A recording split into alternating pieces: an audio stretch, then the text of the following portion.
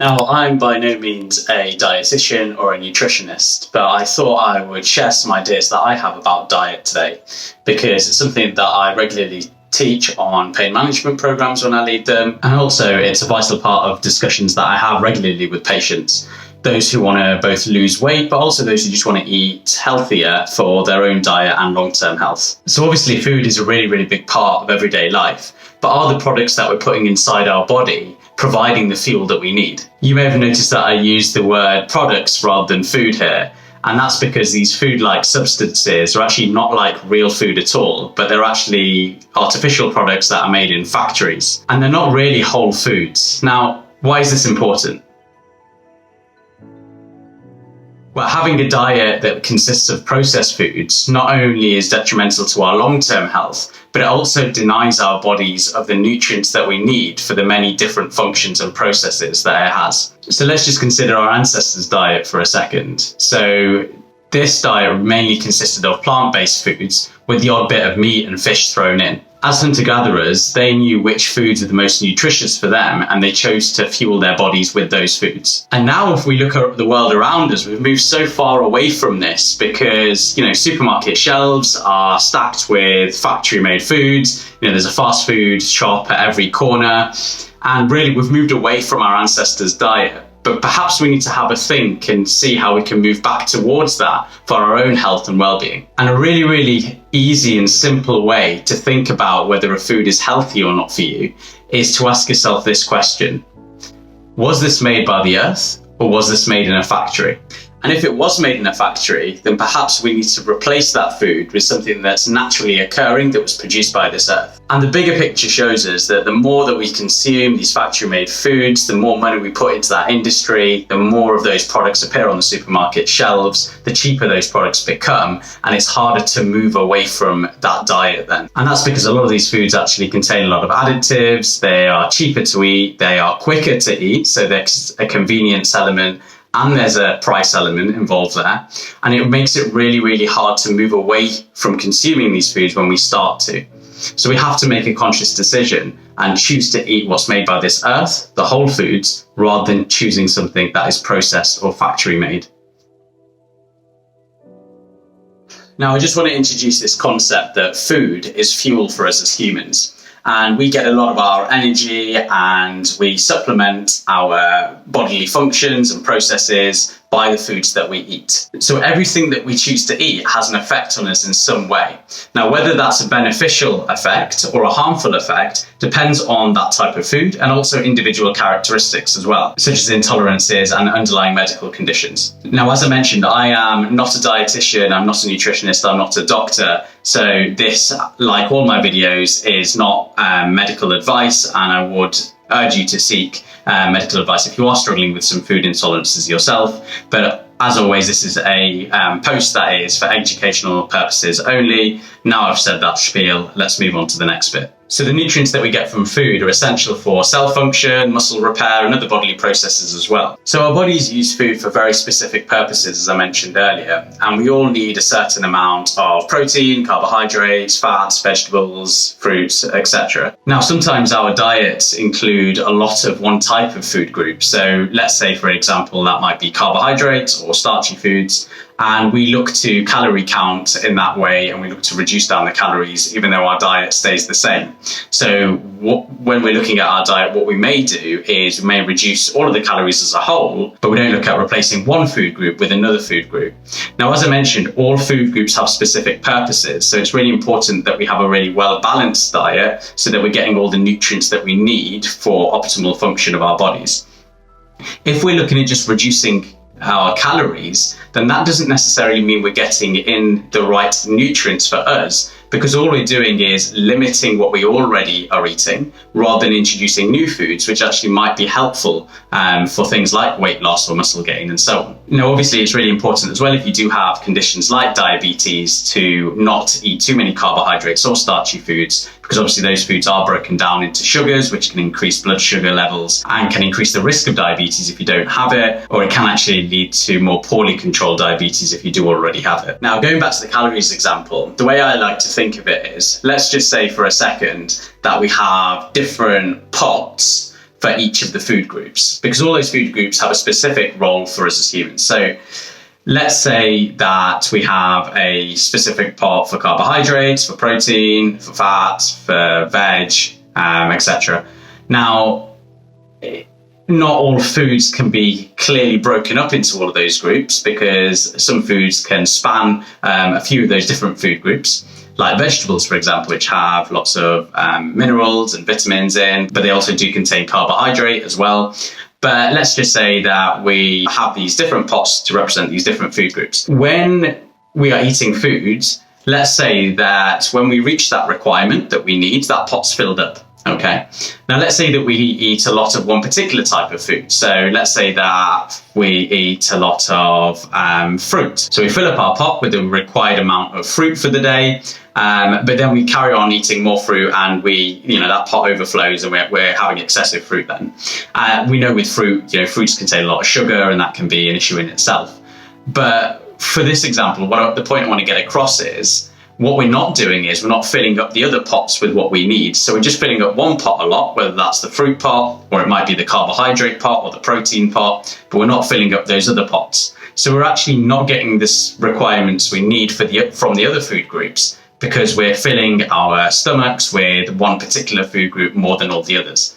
And that's why it's really important to have a well-balanced diet. So even when we're looking at calories, one person may be eating a lot more calories throughout the day. So let's say they're eating 2,500 calories a day, compared to somebody else who's eating 1,500 calories a day. Now, just because someone's eating more calories doesn't mean they're necessarily going to put on more weight or they have a less healthy diet, because those 2,500 calories may be made up of lots of different food groups. So they're getting all the nutrients that they need within that 2,500 calories. And when the body's getting all these different types of nutrients, they're putting them to work a lot quicker. So as I said, all these foods have specific purposes. So when we're consuming them, those foods go off and they do their job and they provide the nutrients that we need, and they get burned off quite quickly. Now let's look at the person with 1,500 calories who may be consuming a lot of one type of food group. I'm going to use carbohydrates, not to bash carbohydrates, but just because they're an easy one to think of. So let's say that person has 1,500 calories of predominantly a carbohydrate-based diet. Now what happens is we get to the 1,500 calories, and we might actually be exceeding. Think about that pot again. That pot might be overflowing with the amount of carbohydrates that are being eaten. But what's happening is it's put to work a lot slower because we're eating it in excess, and we're not eating any other food groups. If we added in some other foods from different food groups, that would be put to work a lot quicker, and those calories would be burnt off a lot quicker as well.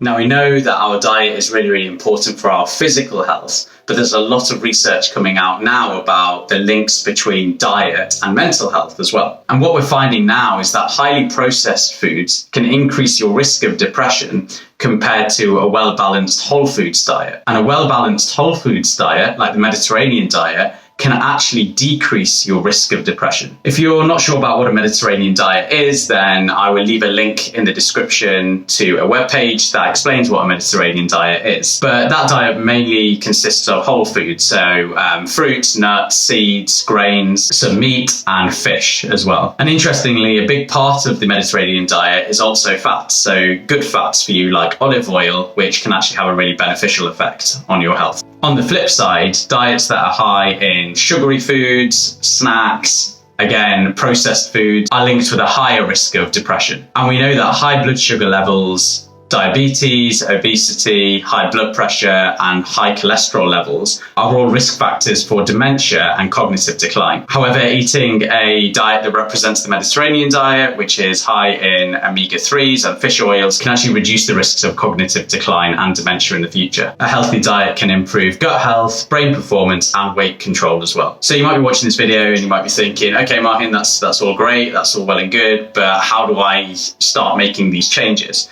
And the really easy way to do this is by changing what's in your immediate environment. So having a look at your cupboards at home and getting rid of any foods that are actually factory made or not made by the earth. So asking yourself the question when you're looking at these foods, was this made in a factory or was this a naturally occurring food? And actually reducing the amount of foods that you have at home that are made in a factory. That's step one. Now, step two would be when you go out shopping is again ask yourself that question again and buying more whole foods rather than more processed foods. Now that can make things a little bit easier because if you think about, let's say you're at home and you're getting a little bit peckish, you go into the cupboard or you go into the fridge and you have a look around, you're looking for a snack. Now, when there are snacks there that are easily available and they might not be the healthiest snacks, we're going to turn to those snacks. If we open the cupboard and we've got more whole foods or healthier snacks like some nuts and some fruit and so on, we're more likely to eat those because they're there and they're easily accessible. So creating the optimal environment for you to make a habit change is the first step.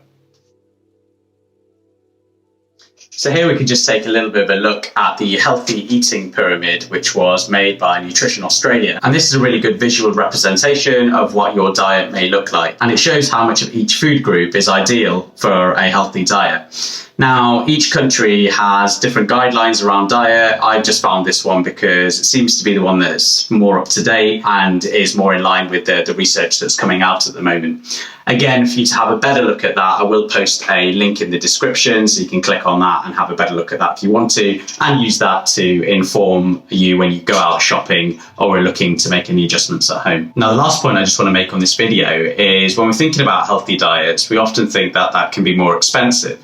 And it can, but there are ways of reducing costs as well. Now, sometimes we can actually save money by eating a more whole foods diet because we're not spending as much money on branded processed foods. Fruit and veg can be very, very cheap if you find them, and they're often cheaper at a fruit and veg stall or a market than they are in the supermarket. But you can find things even in the supermarket that are well priced as well. Now, actually, even if you're eating more whole foods, you're saving on processed foods because they can be quite costly, but also on some types of meats as well. Now, a lot of the time, if we're eating a lot of meat in our diet, that's not great for us. But if we replace that with a few more veggie options or veggie meals, then that can be a really good way of saving money as well. And lastly, I know I've said the last point was the final point, but this is the final point now. It's really important that you enjoy your food. So I know when you're listening to this video, you might be thinking, but I really like those foods that I'm buying. I really like fast food. I really like the processed stuff that I buy. I like snacking. It's really difficult to break out of that. I completely understand. I've been there. I feel what you're saying. But it is important for you to enjoy your food and just have a bit of an experiment. Try new things. Try cooking at home. Cooking at home is a great way of eating healthy because you know the foods that are going into your meals, and it's a really easy way of incorporating more whole foods into your diet as well. So yeah, enjoy your food. Find some new recipes. Once you start eating more of these foods, you will enjoy it more and your body won't crave the other more sugary stuff or the other more refined stuff. So have an experiment, have a bit of fun with it, get your family involved. Starting off with your kids at a very young age is a great way to introduce a healthy diet to them at a young age and something they're likely to continue in the future. Studies have shown that kids who eat well from a young age have much better health in the long term as well. It's a really important point to consider if you are a parent at home. And as the last point, what I will say is try not to eat anything your ancestors won't recognize. So think back and think, was this food around when my ancestors were around? If the answer is no, it's probably made in a factory and it's probably better off to avoid or limit your enjoyment of it. We need to enjoy things from time to time, and it's good to have some treats from time to time. We can't get rid of those in our diet because it means it's probably not going to be as sustainable. But yeah, just try and limit those foods as much as possible. Thanks for tuning in, guys. As always, please subscribe if you haven't already. Share this video with anyone you think might find it helpful. And what I'm going to do in the description is I'm going to pop a link to a blog post I did on diet if you prefer to read a version of this video. It's very similar to this, but it is in blog form. And I'm also going to pop on a video now from my lifestyle playlist on my YouTube channel, so you can check out that one next. Take care, and I'll see you soon.